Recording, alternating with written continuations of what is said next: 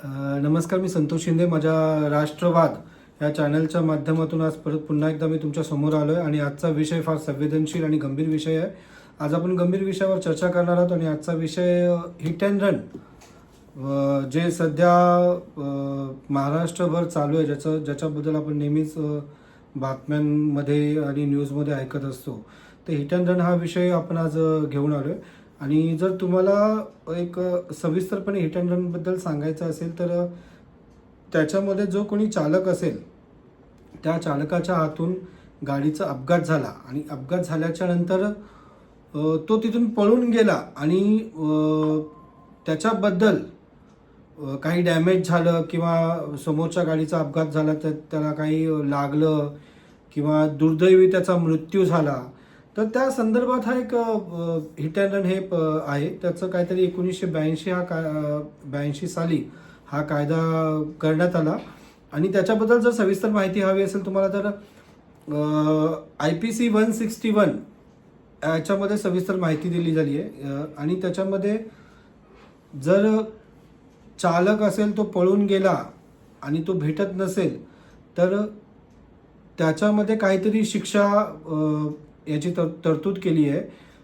279, 304 आणि 338 म्हणजे 279, परत 304A आणि 338 असे काहीतरी कलम आहेत. त्या जर त्याच्यामध्ये जर कोणी समोरचा व्यक्ती मृत्युमुखी पडला किंवा काहीतरी गंभीर इजा झाली वगैरे तर अशी कलम त्या हिट अँड रन प्रकरणामध्ये आहे.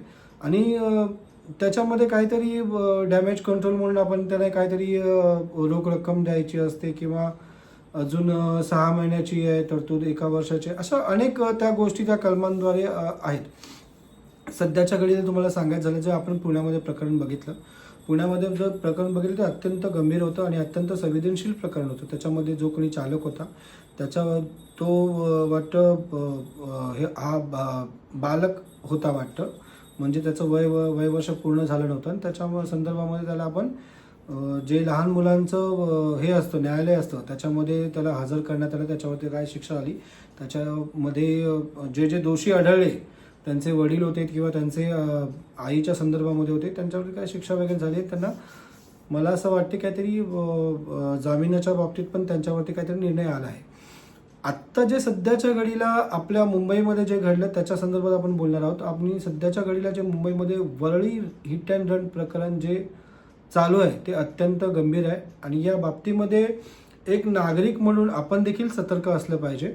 सध्याच्या घडीला जे आपण चालतो किंवा आपण एक नागरिक म्हणून ज्या गोष्टी रस्त्यावरती चालताना केल्या पाहिजेत त्या देखील दुर्लक्षित केल्या पाहिजेत. कुठे चालतोय, कुठल्या भागावर आपल्याला चालायचं असतं, चालण्यासाठी वेगळे प्लॅटफॉर्म असतात, ह्या सर्व गोष्टी आपण बघितल्या पाहिजेत. आणि सगळ्यात मोठी गोष्ट म्हणजे आपण आपल्या घरातूनच आपल्या मुलांना सविस्तरपणे समजवलं पाहिजे. त्यांच्या हातात गाडीची किल्ली देताना, गाडीची चावी देताना आपण त्यांना सांगितलं पाहिजे आपला मुलगा बालिक आहे की त्याचं वयवर्ष पूर्ण झालं आहे की नाही, त्याला नीट चालवता येते की नाही, या सर्व गोष्टी आपण आपल्या घरातूनच त्यांना शिकवलं पाहिजे, असं माझं वैयक्तिक मत आहे.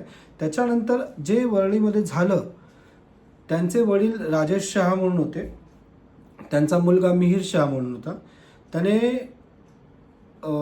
वरळीमध्ये कावेरी नाखवा आणि प्रदीप नाखवा हे 2 जण होते, ॲक्टिवावरनं जात होते. यांना त्याची BMW आय थिंक गाडी होती, त्या BMWच्या गाडीमधून त्यांना धडक दिली. धडक दिल्याच्या नंतर जी कावेरी नाखवा आहे, जे प्रदीप नाखवा आहेत ते वाटतं बाजूला पडले आणि जी कावेरी नाखवा आहे त्यांचं जो चेहरा आहे, त्यांचं जे वरचा जो भाग आहे तो वाटतं टायरमध्ये अडकला आणि तो आय थिंक एक 10 मीटर काहीतरी, एक 5-6 मीटर वाटतं तो फरफटत गेला. त्याच्यामुळे त्यांचा जागीच मृत्यू झाला. ही सर्वात प्रथम माहिती मिळाली, त्या माहितीच्या अंदाजावरती ही मी बोलत आहे. आणि कावेरी नाखवा हे त्याच ठिकाणी वाटतं मृत्युमुखी झाल्या. तर माझं एवढंच म्हणणं आहे की ज्या वेळेस ही गोष्ट घडली त्यावेळेस नागरिकांनी देखील सतर्क असलं पाहिजे होतं. नागरिकांनी देखील तो जर व्यक्ती तिथे असेल किंवा त्या व्यक्तीच्या गाडीचा पाठलाग करून किंवा तो भेटत असेल तर त्याला लगेच त्याला पकडून पोलिसांच्या स्वाधीन केलं असतं तर ते अजून जास्त बरं झालं असतं. त्याच्यानंतर 3 दिवसानंतर त्याला वाटतं मंगळवारी, आय थिंक माझ्या हिशोबाने मंगळवारी वाटतं त्यांना ठाण्यामधून मिहिर शहाला पकडण्यात आलं. त्याच्यावरती पोलीस कारवाई करत आहेत. माझं फक्त जेन्युनली एक म्हणणं होतं की जर तो लवकर आला असता तर त्याच्यामध्ये त्याच्या बॉडीमध्ये अल्कोहोल डिटेक्ट झालं असतं. त्याने अल्कोहोल घेतलेलं हे त्याचं त्या बारमध्ये, ज्या बारमध्ये अल्कोहोल घेतलं त्या बारवरती देखील राज्य उत्पादन शुल्कने कारवाई केलेली आहे.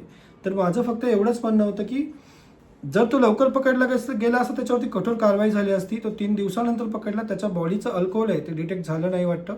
जे काय असेल पोलीस यंत्रणा त्या बाबतीमध्ये चौकशी करतात.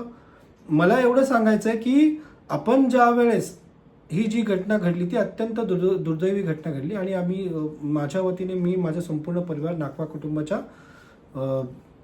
सहभागी आहोत, दुःखात त्यांच्या सहभागी आहोत. आम्हाला वाईट वाटतं की या सर्व गोष्टींची, पण नागरिकांनी सतर्क राहिलं पाहिजे. ह्या सर्व गोष्टी ज्या वेळेस घडत असतात त्यावेळेस आपण देखील बघितलं पाहिजे. जर कुठे ॲक्सिडेंट झालं असेल, कुठे अपघात झाला असेल, जर तो व्यक्ती असेल तर त्याला पटकन उचलायचं, त्याला हॉस्पिटलमध्ये न्यायचं. आणि या संदर्भामध्ये पोलीस यंत्रणा देखील त्यांनी देखील कायदे वेगळे बनवले आहेत की जर कुठला व्यक्ती असेल तर त्याला त्वरित उचला आणि हॉस्पिटलाइज करा.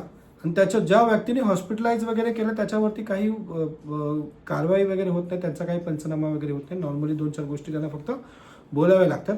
एवढंच फक्त माझं म्हणणं आहे. फक्त ही जी हिट अँड रन हे जे प्रकरण चालू आहे हे आता सध्याच्या घडीला खूप वाईट गोष्ट आहे.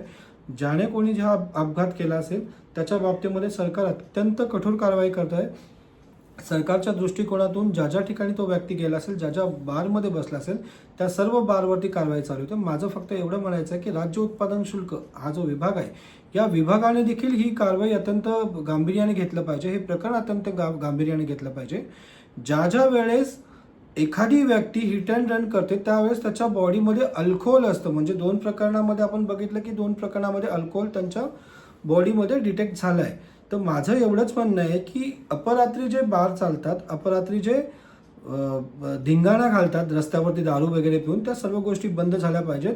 तुम्ही एक टाइम लिमिट ठेवा की बारचा टाइम लिमिट अमुक असेल, शहरी भागामध्ये अमुक असेल आणि ग्रामीण भागामध्ये अमुक असेल. कारण काय होतं, ग्रामीण भाग हा जोडलेला असतो शहरी भागाला. तिथे मग शहरी भागाची लोक ग्रामीण भागामध्ये ड्रिंक करतात आणि मग ते पुन्हा शहरी भागामध्ये जातात. तर प्रत्येक ठिकाणी एक टाइम लिमिट ठेवा. त्या टाइम लिमिटच्या नुसार ते बार चालू झाले असतील. आणि एवढे अपरात्री बार चालू व्हायचं कारणच नाही आहे.